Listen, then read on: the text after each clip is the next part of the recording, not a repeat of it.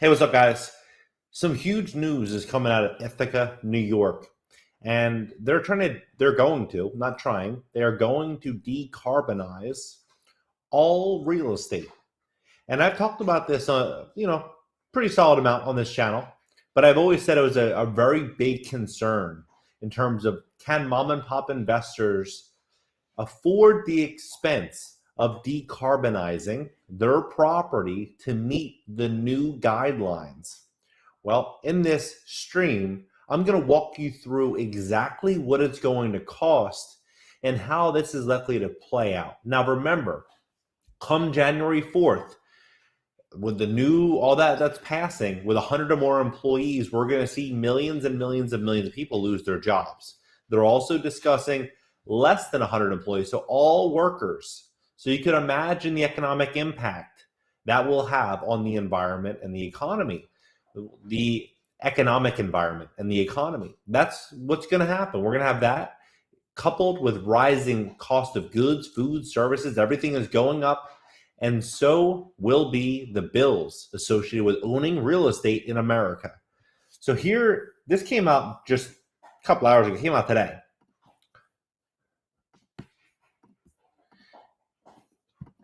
Ithaca, New York becomes the first U.S. city to begin 100% decarbonization of buildings and an urban climate change milestone.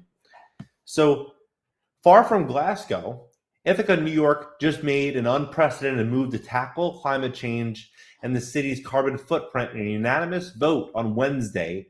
Ithaca's city council approved full decarbonization of the building. This is CNBC. It's the first city to begin operating with 100% decarbonization plan, but it won't be the last.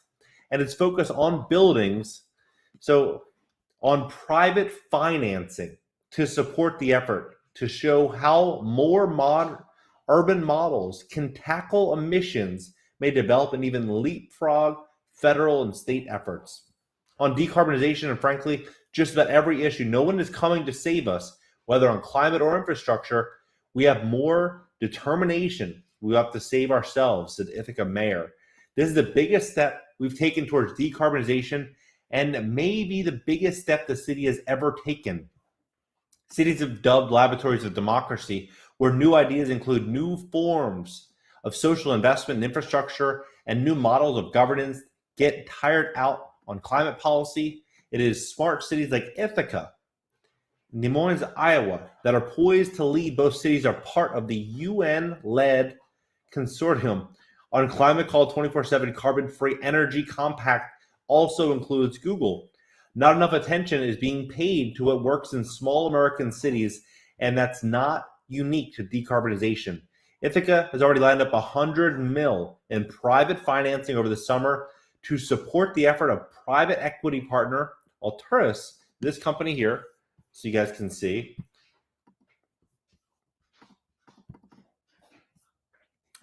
Alturas, our process. So providing structured solutions for sustainable infrastructure projects that unlock the value of your facility footprint.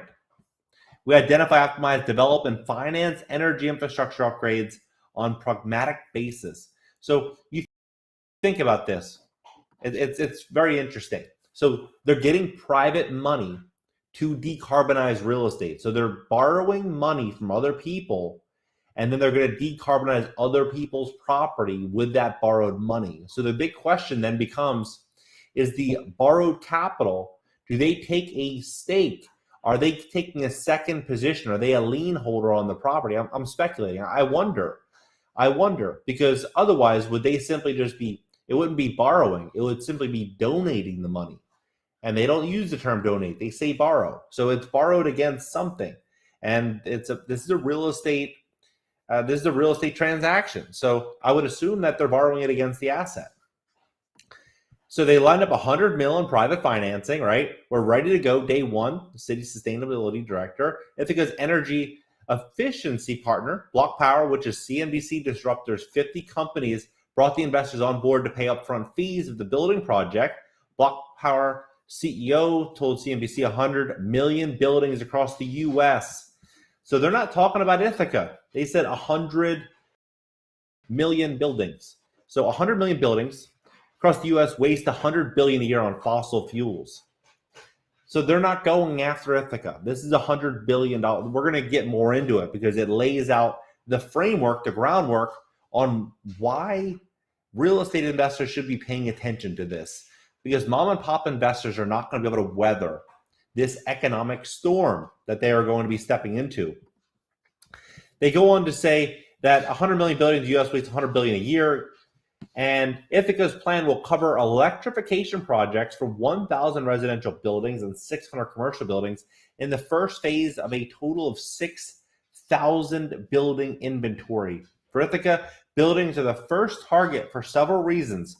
40% of the buildings were constructed before 1940, which will be the same is true for New York, for Los Angeles. A lot of these are older 1920s, 1930s structures. So Ithaca is a small enough sample size where they can start there, have a proof of concept, and then begin scaling it out. And that's exactly what they say here. They say that it represents 40%.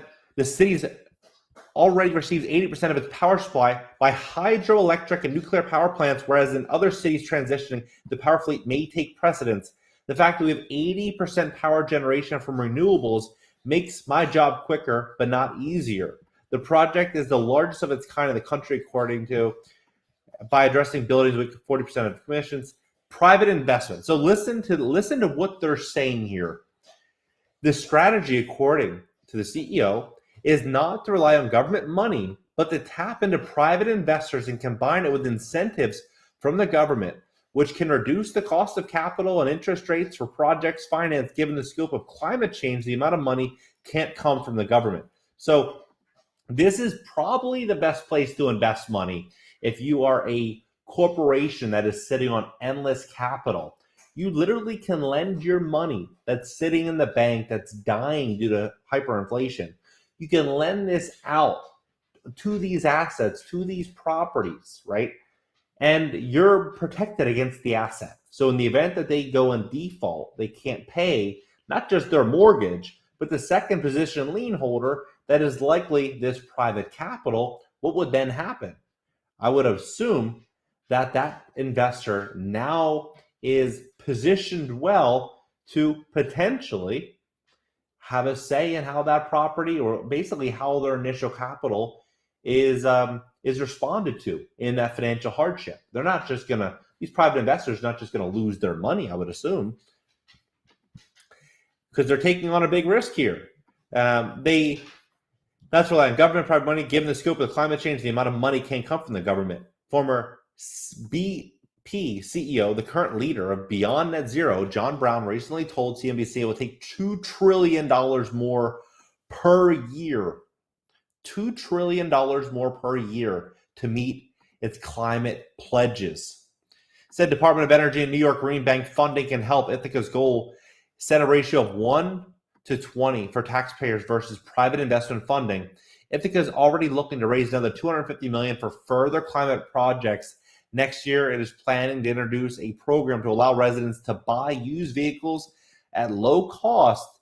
Now, this is where the everything really jumps in here. Remember, Biden said he wanted 80,000 less vehicles on the road to save the environment. And he has all these charging stations all over America is what they're intending to build out, or what they're going to build out. Well, here's how they're going to bring down the cost of these vehicles so that it's attainable and used. What they're going to do here is they are next year is planning on introducing a program to allow residents to buy used electric vehicles at a low cost, with private equity investors being responsible for owning the battery technology, the biggest part of EV's cost, and leasing the battery to drivers. Ithaca already has the largest number of EV charging stations per capita in New York State. The significant issue will still be solved related to insurance coverage for the program if the leasing model is enacted. So I guess you won't own it. Who has the engineering degree, said his division of using private finance for climate policy grew out of his experience working on innovation with local governments in Silicon Valley, as well as a Schwarzenegger administration in California, and maybe most importantly, his work with the Mexican government on climate legislation, When you work in Latin America, you become familiar with there being no money for anything. He said, legislation I worked on, many things got passed and then relied on World Bank or multilateral organizations who come in to supplement private investment. Mexican Energy Reform 2014. So we go in here. Mark said that U.S. cities using private financing to help fund projects such as building upgrades in low and moderate income communities, but is the scale of doing it at 1,000 residents, $50,000 per home is what they're targeting, and a budget of $500 million in the city, annual budget of $85 million. So for Ithaca, at today's cost, so this isn't factoring in, if they're doing these modifications to these properties, and right now we have a supply chain issue, so it's taking longer to get certain things. If they start blanketing entire cities or the entire country, what's ultimately going to happen is real estate investors that see this as the problem, they're likely going to go out there and do it themselves before costs get, through the roof. They're skyrocketing because everyone's trying to fight for the same materials. And ultimately, everyone that can't afford it is going to be in some problems. $50,000 a house, the traditional home in America is probably $250,000, $275,000. So you're literally taking out a loan. The cost of $50,000 mortgage is probably $200 a month, $250 maybe $250 a month. So you're basically forcing a payment of $250 per month on every single homeowner that doesn't have the capital, if they can even get the financing for it. That's the thing. They can even just borrow $50,000. Maybe they lost their job due to the layoffs. Given the scale of the problem, they're open to public and private partnerships. In Ithaca, they realize government has to be the catalyst, setting the rules for climate, but we are going to make sweeping changes. We just don't have the resources to do it alone. Many more city decarbonizations will follow Ithaca. So this isn't like a guess. This is what they're saying. This is what is happening. Myrick, who was first elected to the city government at the age of 20, as a Cornell University college student, became mayor in 2012, at the age of 24, said Ithaca is a very progressive community and its climate justice movement dates back to the 1970s, and students have driven the city to where it is now, reaching as a municipality in climate planning. Ithaca is an important test case because its location northeast, which has cold winters and hot summers, making electrification of these buildings and any changes to the power infrastructure a bigger challenge. It's doing this in the place that doesn't have better climate. That's part of what can make this replicable, he said. Lower income communities and cities that are not seeing major population growth and new construction have more reason to focus on existing building stock. Heating systems, including water heating and space heating, are big drivers of energy use in residential and commercial buildings and are targets of climate projects, as well as insulation and lighting. In cities with less population growth, there are also a larger share of legacy buildings in need of upgrades rather than new construction in booming population hubs, and many lower income communities often include buildings with neglected energy efficiency standards, a task that is central to business missions of Ithaca's operational partner, Block Power. Lower cost homes oftentimes are going to be those properties that are often in need of upgrades and in need of appliances that are more efficient. What we've seen in low income households are experiencing higher energy cost burdens than middle income. I love how they connect. It's the lower cost. So yeah, you can't say anything, because if you do, then you're not being compassionate about the what they're going through, apparently. What we're seeing in lower income households experiencing higher energy cost burdens that their middle income or high income counterparts, where their lower energy efficiencies translates into eating larger shares of their monthly income. This is making more cities consider the energy burden as a reason to create new incentives and financing programs, whether in partnerships with a business or local utility, and whether directed as an individual resident or property owner. So you think about what they're saying. Financing programs. So they're saying that it's going to, many more cities are going to be coming. They're saying that it's $50,000 per home is what they're factoring in now. decarbonization will follow, and there's going to be financing programs. So you can't make this up. This is what it is. This is what's happening. Whether in partnership with a business or local utility, right? Local governments are best positioned to lead on buildings. Local governments are in a good place to tackle the buildings issue because many existing policy structures given them the majority of the oversight in regulating buildings. A big reason why we really have emerged as a leader in decarbonization, particularly in buildings, is traditionally land use and development has been more in the realm of state and local governments. They set the building codes. This is what happens next. They're going to change the building codes. They have levers, right? And the cities are feeling the local impacts of climate change too, and is becoming more tangible and motivating, she said. They are feeling the impacts and knowing that they have levers to use. That is the case in Des Moines, Iowa, where experienced serious flooding in 2008 inundated facilities along riverfronts in 2018 at 10 inches of rain, less than 5 hours of flooding, building homes. That's really drove to start the green buildings and resiliency measure, right? Then last year experienced the derecho wild storm with 100 plus miles an hour winds, which decimate electric services and supply chains. It revealed a lot of challenges. Cities across the board, relative to states and federal, are being more proactive on clean energy and building efficiencies, mostly because we have grassroots connections to residents and we're responding to the requests of the community.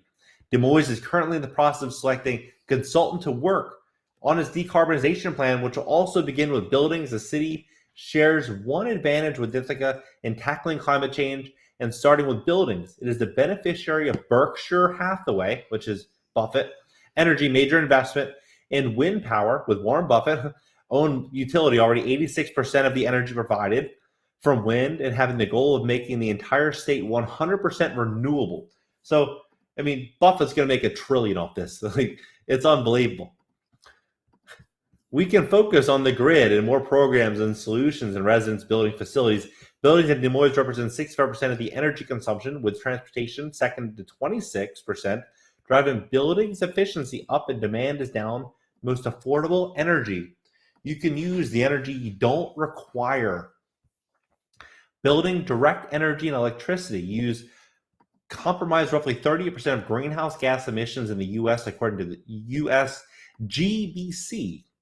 And the majority of the buildings will make up urban environments through 2030 already exist in big cities like New York, as high as 85% of the building inventory. Those buildings are not really important in also areas where energy usage traditionally has not been regulated. So, recap, in case you're just coming in here. What is happening?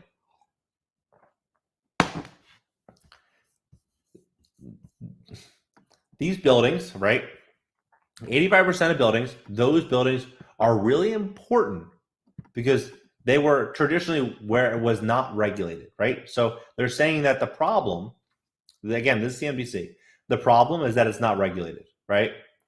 The other solution is that we use, local governments best positioned to lead the buildings, right?